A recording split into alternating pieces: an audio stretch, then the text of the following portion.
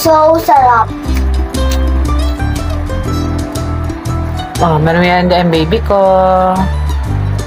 Hello mga Fernie, samahan niyo akong gumawa ng puto cheese. So, kailangan niyo ng 2 eggs. Tapos, kailangan niyo ng 1 cup of sugar. Pwede yung ganyan or yung white. And then, butter, 1/8. Lagyan niyo ng vanilla. And then, lagyan ng 2 cups of evap milk. Lagyan nyo rin ng 2 cups ng all-purpose flour. Tapos lagay nyo na yung baking soda, 2 tablespoon din.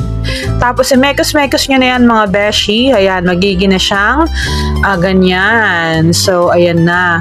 So, mas maganda yan mga beshi kapag isinala nyo para mas maganda yung kalalabasan niya. So, sinala ko pa yan mga Fernie. Ayan, sinala ko na yan dyan. Hindi ko na pinakita. So, ayan, nilagay ko na siya sa lalagyanan, mga besh. Buti na lang meron ako nakatagong